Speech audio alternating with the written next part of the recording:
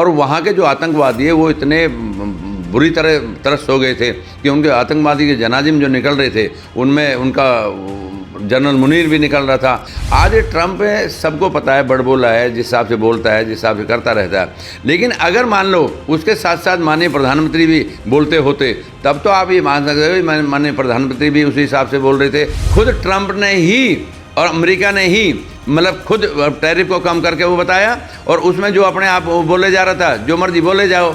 आज जिस हिसाब से कांग्रेस के नेता कह रहे हैं कि भाई तेल किससे खरीदेंगे किससे नहीं खरीदेंगे, आज आप मान के चलो इन्होंने बार बार कह रहे हैं कि जो हमने 14,000 करोड़ रुपए डाले कहाँ थे, कहाँ से हुए। ज़मीनें अब एक्वायर हुई हैं, जो 100 मीटर की नहरें जो बनेंगी, सारी चीज़ें अभी मौके पे काम चल रहे हैं। आज हमारे प्रदेश के मुख्यमंत्री माननीय भजनलाल शर्मा जी गवर्नमेंट को इस हिसाब से नहीं चला रहे जिस हिसाब से कांग्रेस ने चलाई थी। कांग्रेस तो होटलों में लेके बैठी हुई थी एमएलए को। आज हमें किसी एमएलए को होटल में लेके नहीं बैठना बा। मैं एक दिन ऐसा दिन आएगा अगर ये आप मान के चलो कांग्रेस को खा जाएगा, कांग्रेस कहीं दिखाई नहीं देगी। इन दिनों लोकसभा में और लोकसभा के बाहर अमेरिका के टैरिफ का मुद्दा गरमाया हुआ है। जगह जगह सिर्फ एक डायलॉग सुनाई देने लगा है, नरेंद्र सरेंडर, यानी पीएम मोदी को एक तरह से अमेरिका के सामने सरेंडर बताया जा रहा है। राहुल गांधी बोल रहे हैं, सचिन पायलट बोल रहे हैं, सब जगह से ये अभी टीकाराम जूली जी ने भी बोला है। इसको लेकर हमारे साथ बातचीत के लिए मौजूद हैं पूर्व सांसद सुखबीर सिंह जौनापुरिया। देखिए ये आखिर क्या चल रहा है, पूरा मामला आखिर ये। देखिए मैं समझता हूँ शायद कांग्रेस वाले ये सोचते हैं कि शायद तुम ही पूरा सब कुछ जानते हो। मैं समझता हूँ आज आप मान के चलो कि जिस हिसाब से देश के प्रधानमंत्री ने अपनी पॉलिसी अपनाई और जिस हिसाब से काम करने की क्षमता उनकी है, उस सब को मानते हुए आज मैं कह रहा हूँ सबसे बड़ी बात है कि अपने आप में अमेरिका अपने आप में बहुत बड़ा देश मानता था। राष्ट्रपति वहाँ का डोनाल्ड ट्रंप वो पूरे विश्व में अपना कानून चलाना चाहता था। लेकिन मैं समझता हूँ आज देश के यशस्वी प्रधानमंत्री माननीय नरेंद्र मोदी की वो बड़ी जीत हुई है कि उसने खुद अपने उस पर ब्लॉग पर लिखा है कि मेरा एक अच्छा दोस्त है, सबसे प्रिय दोस्त है मेरा, और मैं आज 18% इसको टैरिफ को कर रहा हूँ। 50% से घटा के टैरिफ 18% कर दिया। वो कुछ भी बोलता रहा, कुछ भी करता रहा, लेकिन माननीय प्रधानमंत्री ने एक शब्द नहीं बोला किसी भी। क्योंकि अब मान के चलो कि ये कोई मतलब कुत्ते बिल्ली की लड़ाई नहीं थी, औरतों की लड़ाई नहीं थी। अगर जो साथ साथ जवाब दें, कोई जवाब देने की जरूरत नहीं थी। माननीय प्रधानमंत्री ने जिस हिसाब से संयमता से काम किया है उसका एक रिजल्ट आज सामने है। जहाँ तक आप ये बात कर रहे हो, मैं समझता हूँ राहुल गांधी जी को शायद इतनी अकल नहीं है कि आज माननीय प्रधानमंत्री देश के प्रधानमंत्री पूरे विश्व में वो नेता माने जाते हैं, और उनके बारे में क्या शब्द यूज करना है। नरेंद्र सरेंडर शब्द ऐसे कर लिया जैसे उनका बच्चा हो। आज मान के चलो कल टीकाराम जूली लोग विधानसभा में बोल रहे थे, राहुल गांधी बार बार ये बोल रहे हैं। तो मैं समझता हूँ मतलब जो सम्मान के पद योग है, सम्मान के आदमी ही बोलना चाहिए, सम्मान के साथ ही बोलना चाहिए। मैं समझता हूँ वो बहुत बड़ी गलती है। और राहुल गांधी ने जिस हिसाब की टिप्पणी की है, मैं समझता हूँ इससे भद्दी टिप्पणी और हो नहीं सकती।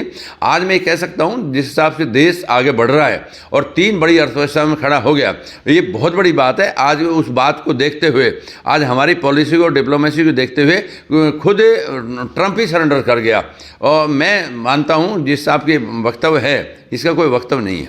ये पायलट साहब हालांकि बोलते हैं, पायलट साहब भी आलोचना करते हैं इस सारी चीज़ को लेके कि हर बार जो कोई घोषणा होती है वो अमेरिका कर देता है, चाहे भारत पाकिस्तान का कोई मामला हो, ऑपरेशन सिंदूर या जो भी हो, सीज फायर की बात हो।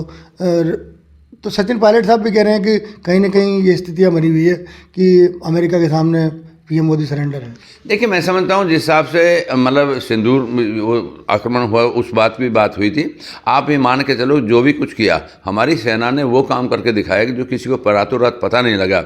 और वहाँ के जो आतंकवादी है वो इतने बुरी तरह त्रस्त हो गए थे कि उनके आतंकवादी के जनाजे में जो निकल रहे थे उनमें उनका जनरल मुनीर भी निकल रहा था। और ये सबको देखा, और जो सेना ने काम किया, सेना के काम पे बार बार क्वेश्चन लगाना उचित नहीं है।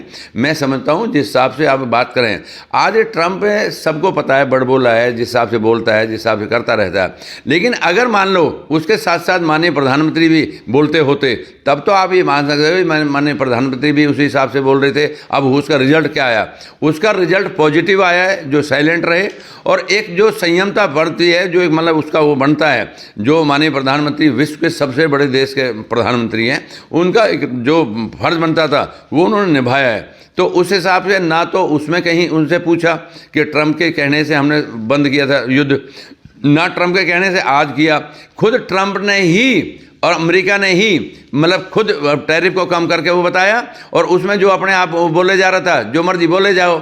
आज जिस हिसाब से कांग्रेस के नेता कह रहे हैं कि भाई तेल किससे खरीदेंगे किससे नहीं खरीदेंगे, हमने कोई जिक्र ही नहीं किया कि हम रूस से नहीं खरीदेंगे वेनेजुएला से खरीदेंगे, अमेरिका से खरीदेंगे। ये कहीं भी कोई जिक्र नहीं है। ये तो अपने आप ही आप आइडिया लगाए जा रहे हैं कि ऐसा होगा तो ऐसा हो जाएगा, ऐसा होगा तो ऐसा हो जाएगा। अरे मेरे भाई देखते चलो, आप ये मान के चलो आपके दिमाग से निकल नहीं पा रही, क्योंकि जिस हिसाब से कांग्रेस ने बहुत लंबे राज किया है। आज आप मान के चलो जिस हिसाब से देश चल रहा है, देश को आज 12 साल हुए हैं, 12 साल में देश पिछले 62 साल को क्रॉस करके आगे बढ़ रहा है। तो ये मैं समझता हूँ। लेकिन देखिए बार बार बात तो ये आ रही है कि जो बीजेपी है वो संविधान को ख़त्म करना चाहती है, संविधान से छेड़छाड़ कर रही है, लोगों के अधिकारों को ख़त्म करना चाहती है। कांग्रेस इस बात को लेकर हमलावर है बार बार। देखिए मैं समझता हूँ जिस हिसाब से बात आपकी सही है कि राहुल गांधी भी ये लोकसभा में हो तो संविधान की किताब लेके खड़े हो जाते हैं।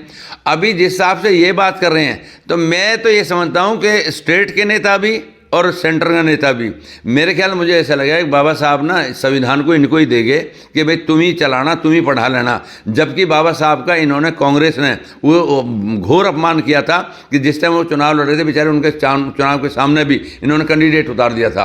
तो कांग्रेस ने कभी बाबा साहब का कभी सम्मान नहीं किया, और अब वो बाबा साहब के लिखे हुए संविधान को ऐसे कर रहे हैं जैसे हमें ही विरासत में देंगे बाबा साहब, और हम ही चलाएंगे इसको, और हम ही जानते हैं और कोई जानता नहीं है। ये हालत कर रखी है। लेकिन संविधान को लेकर बहस तो चल गई है। अभी हाल ही में एक यूजीसी को लेकर मामला हुआ, सुप्रीम कोर्ट को उसके अंदर जो है हस्तक्षेप करना पड़ गया। देखिए मैं समझता हूँ जिस हिसाब से आज आरक्षण को कोई नहीं छेड़ पा रहा, नहीं छेड़ सकता है, सबसे बड़ी बात है। नहीं तो मैंने बताई कि आरक्षण में और कई मुद्दे हैं जिनको बोला नहीं जा सकता। जो मतलब कुछ कास्ट ऐसी हैं जिनका आरक्षण ज़्यादा मिल रहा है, उतनी उनकी पॉपुलेशन नहीं है।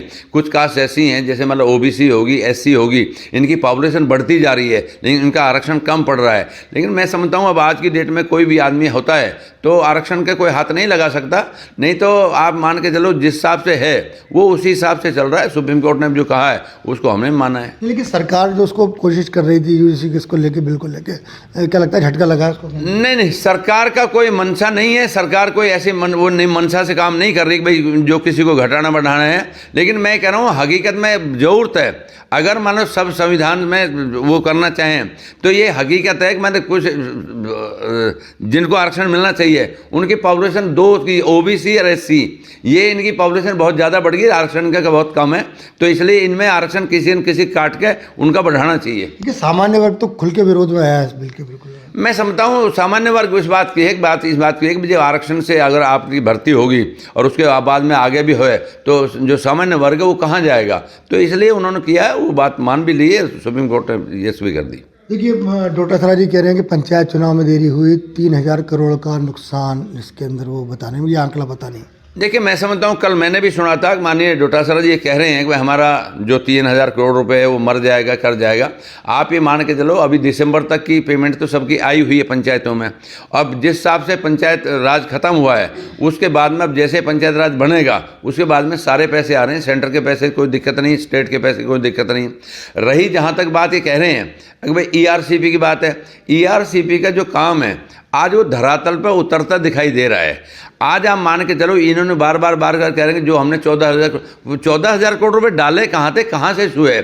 ज़मीनें अब एक्वायर हुई हैं, जो 100 मीटर की नहरें जो बनेंगी, सारी चीज़ें अभी मौके पे काम चल रहे हैं। अब आप ये मान के समझ ये नहीं समझ रहे कि भाई ये तो 3 दिन का काम नहीं है। आज 90% बजट माननीय प्रधानमंत्री ने दे दिया, और जिस हिसाब से मध्य प्रदेश गवर्नमेंट और हरियाणा गवर्नमेंट से समझौता हुआ है उस हिसाब से आप मान के चलो आने वाले टाइम में सामने धरातल पर दिखाई देगा। बार बार एक राजस्थान के अंदर चर्चा चलती है सीएम के दिल्ली जाने की। बार बार डोटासरा जी हों चाहे टीकाराम जी जूली हों और नेताओं कहते हैं भाई दिल्ली जाते हैं, बार बार दिल्ली से पर्ची लेके आते हैं बार बार किसी चीज़ की। देखिए मैं समझता हूँ जिस हिसाब का कल विधानसभा में मैंने भी सुना था डोटासरा जी जिस हिसाब से बोल रहे थे, ट्रांसफरों के ऊपर बोल रहे थे, मुख्यमंत्री के ऊपर बोल रहे थे। मैं एक बात आपके माध्यम से कहूँ, जिस हिसाब से आज सेंटर में गवर्नमेंट हमारी है, स्टेट में गवर्नमेंट हमारी है, माननीय प्रधानमंत्री के पास जाना पड़ता है, माननीय मुख्यमंत्री के पास जाना पड़ता है, माननीय मुख्यमंत्री जाते आते हैं। मैं एक बात आपको बता दूं, आज हमारे प्रदेश के मुख्यमंत्री माननीय भजनलाल शर्मा जी गवर्नमेंट को इस हिसाब से नहीं चला रहे जिस हिसाब से कांग्रेस ने चलाई थी। कांग्रेस तो होटलों में लेके बैठी हुई थी एमएलए को। आज हमें किसी एमएलए को होटल में लेके नहीं बैठना बा। आज जिस हिसाब से माननीय भजनलाल शर्मा जी काम कर रहे हैं, मैं एक दिन ऐसा दिन आएगा अगर ये आप मान के चलो कांग्रेस को खा जाएगा, कांग्रेस कहीं दिखाई नहीं देगी। जिस हिसाब से उन्होंने एक काम करने की बनाई है कि आम जमींदार से लेके, आम किसान से लेके, महिलाओं से लेके, युवाओं से लेके, वो जो काम कर रहे हैं आज आप मान के अपने आप में सबसे बड़ी दिक्कत ये है, ये कहाँ दिमाग का बोझ नहीं निकल पा रहा। मतलब कांग्रेसियों के दिमाग में ये है कि हम ही राज कर जानते हैं और हम ही राज करते थे। ये सबसे बड़ी मतलब विडंबना है। आज डोटासरा जी के सामने कोई बात कहे, अभी एजुकेशन मिनिस्टर के ऊपर सवाल उठा रहे थे, आपने ट्रांसफ़र कैसे कर दिए। अरे मेरे भाई, आपके टाइम में खुद मतलब माननीय मुख्यमंत्री अशोक गहलोत जी ने पूछा टीचरों से, भाई ट्रांसफर में पैसे लगता है क्या? कि बोला हाँ साहब पैसा लगता है। बोला अच्छा हाँ बताओ, ये बनावती। आज कोई भी आदमी जिस हिसाब से कहीं भी बता दे, अब ये क्या करते हैं, बार बार चोर मचाए शोर, चोर मचाए शोर। आप एक मान गए कहीं भी किसी के भी उसमें आज तक एक नए पैसे का अगर कोई लांछन लगा दे तो साबित कर दे।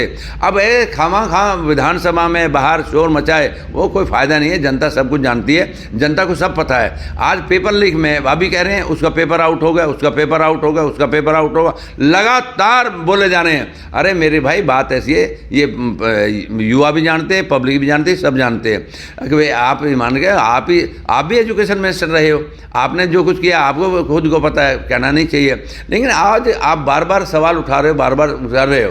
तो अब राम के नाम पे उन बड़ी परेशानी है कि आप तो एजुकेशन मिनिस्टर को कह रहे हैं कि आप तो राम कथा करवाना चाह रहे हो सब जगह। अरे राम का नाम लेना जुना है क्या? अब आप विकसित भारत जी राम जी में भी वो राम जी के नाम पे परेशान है। तो ये सब जगह परेशान है। राम जी को इन्होंने काल्पनिक बताया था, खुद नहीं। कांग्रेस ने राम जी को ही काल्पनिक बता दिया था, राम सेतु को काल्पनिक बता दिया था। तो इनको तो राम के शब्द से इनको भी एलर्जी है। देखिए, केंद्र का बजट आ गया, बात ये चल रही थी कि साहब बीजेपी के नेता बात करेंगे वहाँ कि टोंक की रेल के लिए पूरा पैसा केंद्र ही दे दे, लेकिन ये फिर हो गया कि वो टाइम फेस हो गया है। अब राज्य का बजट आने का है, वो 50% की हिस्सेदारी का मामला आपके पहले से अटका हुआ है, आपके समय अटका रहा और अभी भी अटका हुआ है। मैं समझता हूँ जिस हिसाब से, और पहली बात तो टोंक की रेल की जिस हिसाब से बात कर रहे हैं, अभी साथ साथ ही लोग ऑब्जेक्शन करने लगे थे। लेकिन टोंक में आज भी रेल है, कल भी रेल है, परसों भी रेल रहेगी, कहीं कोई दो राय नहीं, बजट में कहीं कोई दिक्कत नहीं है। आज आप मान के चलो जिस हिसाब का रेल का बजट हर बार, अभी 15% रेल बजट बढ़ाया है, अभी जिस हिसाब से सेना का बजट बढ़ाया है, सारी चीज़ें आज उस हिसाब से देख रहे हैं, जहाँ जहाँ नीड है वहाँ हर जगह बजट दिया जा रहा है। बजट रेल में राजस्थान को तो कुछ नहीं मिला। नहीं, ऐसा कोई नहीं है। आप माने अभी कई मेट्रो ट्रेन में सारी गाड़ियाँ चली हैं, तो इसलिए कहीं कोई कमी नहीं है। आज मान के चलो टोटल देश के अंदर ना, देश के अंदर में जिस हिसाब से सड़कों का, रेलवे का, बिजली का जो बजट दिया जा रहा है उसमें कहीं कोई कमी नहीं है। टोंक के लिए कमी क्यों है, सवाल तो ये नहीं, टोंक के लिए कोई कमी नहीं है, टोंक के लिए बजट बराबर आ रहा है। नहीं, राज्य का जो नहीं, टोंक में तो मान के चलो ये आरसीपी का ना 90,000 करोड़ में तो मेरे ख्याल कम से कम 50,000 करोड़ तो है ना। आप रेल भी आएगी, रेल में कहाँ मना है। देखिए, ये थे सांसद, पूर्व सांसद सुखबीर सिंह जौनापुरिया, जिन्होंने कहा कि टोंक में सपनों की रेल का अभी भी मतलब हो सकता है कि वो रेल आ जाए, हालांकि सपनों की रेल होगी वो सारी। इसके अलावा उन्होंने अमेरिका के मुद्दे को लेकर जिस तरह की बयानबाजी हो रही है संसद में और संसद के बाहर, जिस तरह के नेता कर रहे हैं, उसको लेकर अपनी खुली राय दी है। उन्होंने कहा कि पीएम मोदी भारत के ही नहीं पूरे विश्व के अंदर सम्मानीय नेता हैं और वो बिना जवाब दिए अपना काम करवाने में सक्षम है। राजस्थान तक के लिए टोंक से मैं मनोज तिवारी।